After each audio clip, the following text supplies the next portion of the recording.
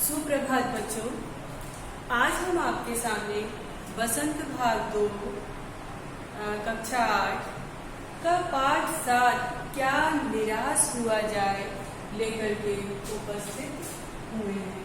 पाठ 7 क्या निराश हुआ जाए। ये हजारी प्रसाद द्विवेदी द्वारा लिखा हुआ एक बहुत ही बढ़िया रचना है। ठीक है, क्या निराश हुआ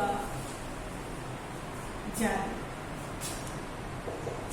बच्चों, हजारी प्रसाद द्विवेदी जी के द्वारा यह लिखी हुई रचना बहुत ही बढ़िया है।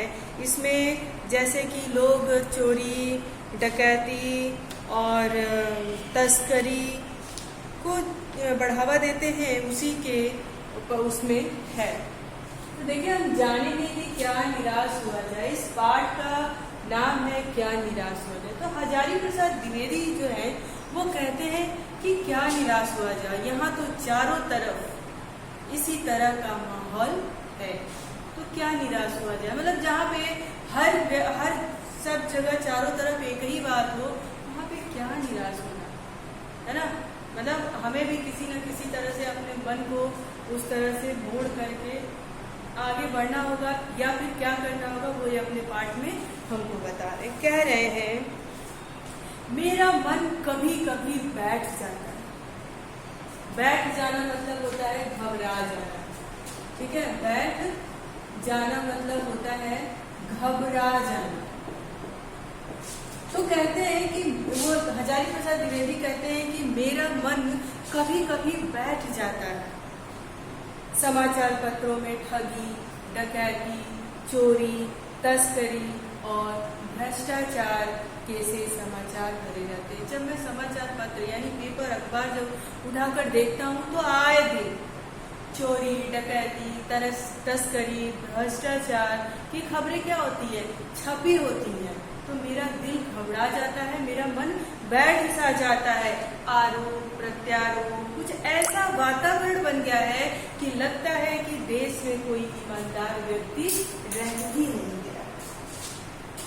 अच्छा, हजारी प्रसाद द्विवेदी कहते हैं कि जब मैं अखबार उठाता हूँ, जब भाई रोज की आदत होती है, समाचार पत्र घर में आता है ना, तो कहते हैं कि जब मैं रोज का अखबार उठाता हूँ तो उसमें यही खबरें मिलती हैं कि लोग एक दूसरे के ऊपर आरोप लगा रहे हैं, प्रत्यारोप लगा रहे हैं, दूसरों की बुराइयों को बता रहे हैं। कहीं पे चोरी, कहीं पे भ्रष्टाचार, कहीं पे तस्करी जैसे मामले सामने आ रहे हैं। तो ऐसा लगता है कि जैसे पूरी दुनिया में ऐसे ही लोग भरे पड़े। तो ये सोच करके मेरा मन दुखी हो जाता है, मेरा मन घबरा जाता है। फिर कहते हैं, ऐसा लगता है कि जैसे इस संसार में कोई ईमानदार व्यक्ति तो रह ही नहीं गया है। हर व्यक्ति संदेह की दृष्टि से देखा जा रहा है। कह रहे इस संसार में रहने वाला हर व्यक्ति संदेह की दृष्टि से देखा जा रहा है। ऐसा जब हम किसी को देखते हैं, इस तरह का माहौल जैसा बना हुआ है, तो कह रहे जब हम किसी को देखते हैं तो ऐसा लगता है नहीं, जरूर यह व्यक्ति भी किसी गलत कामों में लिप्त होगा या फिर मतलब अच्छा नहीं होगा। ऐसा संदेह की दृष्टि से हम हर किसी को देखना शुरू करते हैं। फिर कहते हैं कि जो जितने ही ऊंचे पद पर है उनमें उतने ही अधिक दोष दिखाए जाते हैं। कह रहे हैं जो जितने ऊंचे पद पर यानी बड़े बड़े अधिकारी, बड़े बड़े नेता है ना, जो प्रतिष्ठित लोग माने जा रहे हैं, कह रहे जो जितने ऊंचे पद पर है ऐसा लगता है कि उनमें ही सबसे ज्यादा दोष दिखाया जाता है। कहते हैं ना, जैसे हमारे देश में मान लीजिए जैसे कहीं पे कुछ चीज आपको अच्छी नहीं लगती, या फिर वो अपने आप के अनुरूप नहीं होता, या फिर उसमें सिर्फ आपका स्वार्थ निहित नहीं होता, तो हम क्या कहते हैं, सरकार भ्रष्ट है, करप्ट है ना। ये तो हम कहते हैं। तो वही वो कह रहे हैं हजारी प्रसाद द्विवेदी की जितने ही ऊंचे पद पे लोग हैं उनमें ही दोष अत्यधिक दिखाए जा रहे हैं। फिर कहते हैं कि एक बहुत बड़े आदमी ने मुझसे एक बार कहा था कि इस समय दुखी यही है जो कुछ नहीं करता।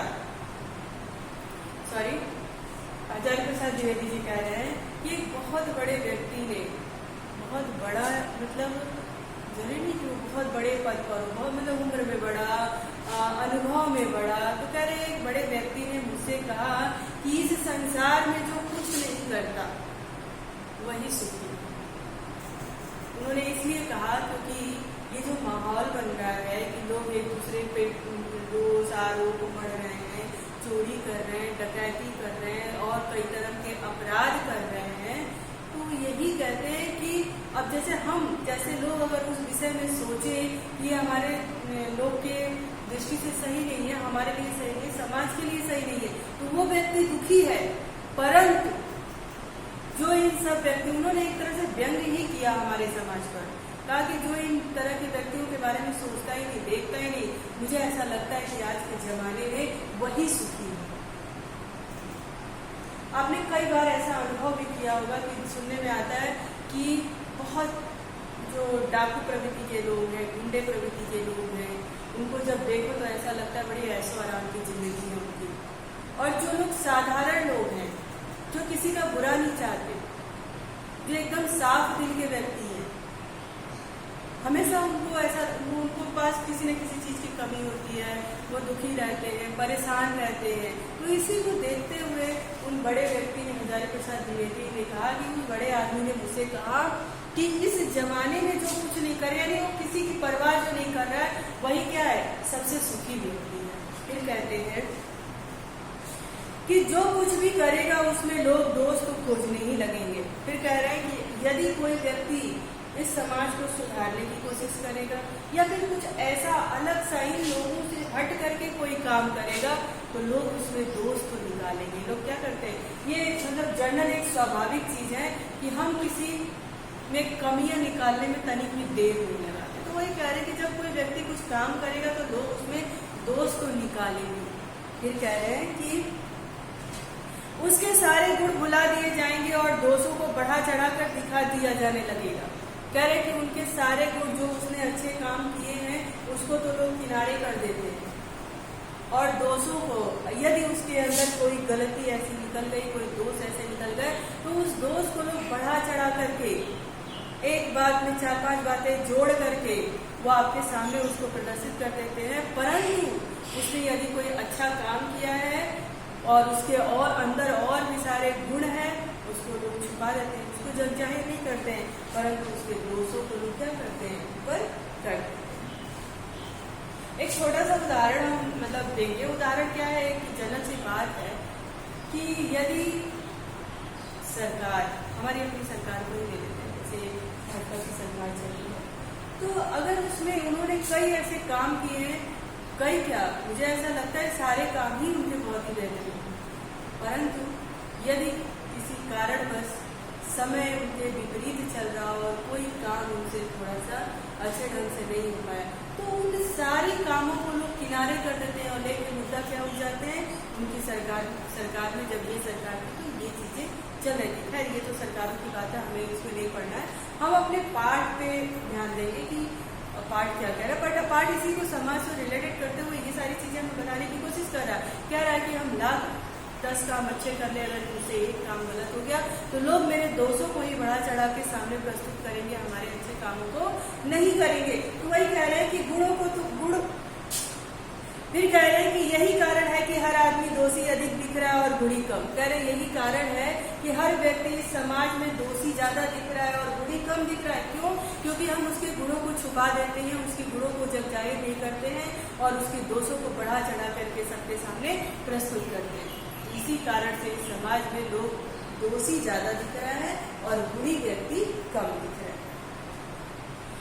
कह रहे स्थिति अगर ऐसी ही रही तो निश्चय ही चिंता का विषय। हजारी प्रसाद द्विवेदी कह रहे अगर स्थिति ऐसी ही बनी रह गई तो निश्चित ही यह चिंता का विषय है। क्या यही भारतवर्ष है जिसका सपना तिलक और गांधी देखा करते थे? उन्होंने कहा क्या यही भारतवर्ष है कि जिसका सपना गांधी और तिलक देखा करते थे? क्या ये वही प्रश्न उन्होंने किया? क्या उन्होंने सोचा क्या यही भारत है जिस भारत की सपना तिलक ने और गांधी ने देखा था? फिर कहते हैं कि रविंद्रनाथ ठाकुर और मदन मोहन मालवीय का महान संस्कृति सभ्य भारत इस अतीत के गहरे डब्बे में कह रहे हैं कि रविंद्रनाथ रविंद्रनाथ टैगोर, मदन मोहन मालवीय की महान संस्कृति और सभ्य भारत किस अतीत के गड्ढे में डूब गया है।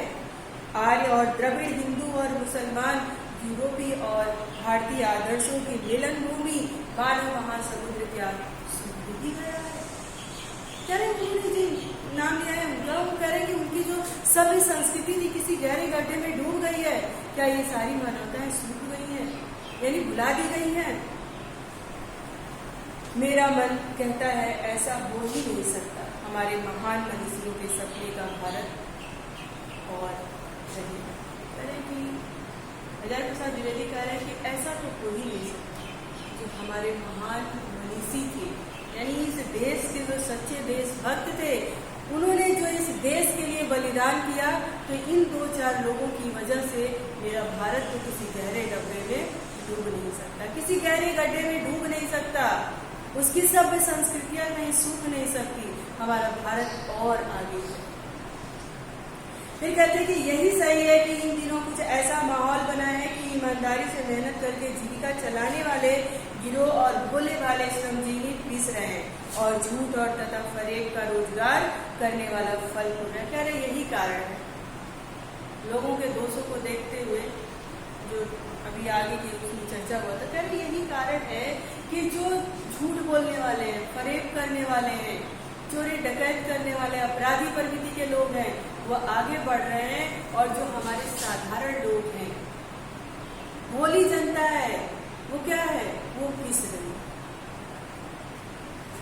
फिर कह रहे हैं कि ईमानदारी को मूर्खता का पर्याय समझा जाने लगा है। कह रहे हैं कि ईमानदारी को मूर्खता का पर्याय समझा जा रहा है। ऐसा लग रहा है कि जो ईमानदारी शब्द है वो मूर्खता का पर्यायवाची शब्द है, यानी जो ईमानदार व्यक्ति है उसको मूर्ख कहा जा रहा है और सच्चाई केवल भीरू और बेबस लोगों के हिस्से में पड़ी है। ऐसी स्थिति में जीवन के महान मूल्यों के बारे में लोगों की आस्था ही हिलने लगी है। कह रहे हैं कि ये स्थिति जो बनी हुई है, तो जो महान लोग हैं, जो सीधे लोग हैं, सच्चे लोग हैं, उनके बातों पे, उनके रास्तों पे चलने के लिए हमारा विश्वास क्या है, डगमगा गया, हिल गया। क्यों? क्योंकि वो सोच रहे हैं कि जो इस समय जो स्थिति चल रही है, उस समय में जो ईमानदार लोग हैं वो क्या है, वो दुखी रह रहे हैं और उनको मूर्ख समझा जा रहा है। तो इसलिए कह रहे हैं कि ऐसे लोगों से तो जैसे आस्था ही विश्वास ही डगमगा रहा है कि हमें क्या करना चाहिए, ईमानदारी के रास्ते पे चलना चाहिए या इन अपराधी प्रवृत्ति वाले लोगों के रास्ते पर, बताए मार्ग पर हमें चलना चाहिए। कुछ समझ नहीं आ रहा। फिर कहते हैं भारतवर्ष में कभी भी भौतिक वस्तुओं को संग्रह बहुत अधिक महत्व नहीं दिया गया। कह रहे हैं कि भारतवर्ष में कभी भी भौतिक वस्तुओं का अधिक संग्रह का कभी भी महत्व नहीं दिया गया है।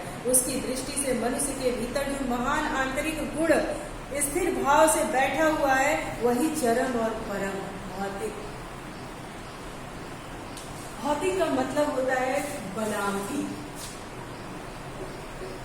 जो मनुष्यों के द्वारा बनाई गई चीजें है ना, उसको हम कहते हैं भौतिक। लेकिन स्वयं जो प्रभु ने बनाया, जो प्राकृतिक चीजें हैं, यानी हमारे मन का जो भीतर का जो मेरा हृदय है वही अगर अच्छा है। भौतिक चीजों को तो भारतवर्ष में हमेशा से नकारा है, लेकिन जो अपने अंदर का जो सच्चा हृदय, हमारा सच्चा मन है, वही चरम और परम है, यानी वही अंतिम है और वही सबसे सर्वश्रेष्ठ है।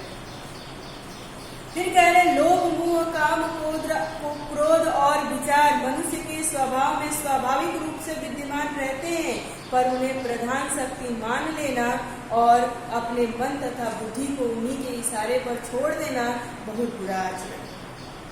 भारतवर्ष में कभी भी उन्हें उचित नहीं माना, उन्हें सदा संयम के बंधन और में बांध कर रखने का प्रयत्न किया। करें कि भारतवर्ष में वो काम, क्रोध, लालच, ये जो चीजें वो है वो स्वाभाविक है, लेकिन उसको हमेशा एक बंधन में, एक सीमित दायरे में बांध करके रखा गया। उसको खुली आजादी नहीं मिली। क्यों? क्योंकि आगे लालच हो जाएगा, अपनों से ज्यादा मोह हो जाए, तो ये सारी चीजें सही नहीं है ना। अति का लालच, किसी भी चीज को बहुत ज्यादा करना, वो कोई सही चीज है। तो उसे क्या किया गया है, उसे इशारे पे छोड़ देना बुरा आचरण है, ये बुरा काम है।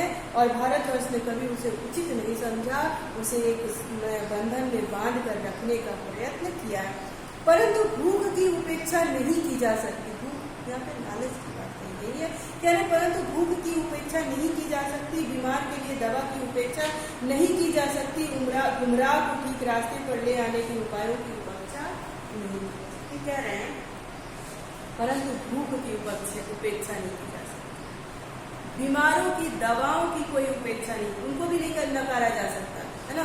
भूख लगी है उसको भी हम नहीं वो कर सकते, बीमार कोई व्यक्ति है उसके लिए दवा की भी उपेक्षा उसकी भी हम देखी नहीं कर सकते, और ना ही गुमराह को अगर कोई अपने मार्ग से भटक गया है और उसको सीधे रास्ते पे ले आना है, इसकी भी उपेक्षा हम नहीं कर सकते, उसको भी नहीं नकार सकते, उसको भी दरकिनार नहीं किया जा सकता। हुआ यह कि इस देश की कोटि कोटि दरिद्र जनों की हीन अवस्था को दूर करने के लिए ऐसे अनेक कायदे कानून बनाए गए जो कृषि, उद्योग, वाणिज्य, शिक्षा, स्वास्थ्य की स्थिति को अधिक उन्नत और सुचारू रूप बनाने से लक्ष्य प्रेरित है। परंतु जिन लोगों को इन कार्यों में लगना है उनका मन सब समय पवित्र नहीं होता, प्रायः वे ही उपलक्ष्य को भूल जाते हैं और अपनी सुख दुख सुविधा की और ज्यादा ध्यान देने लगते हैं।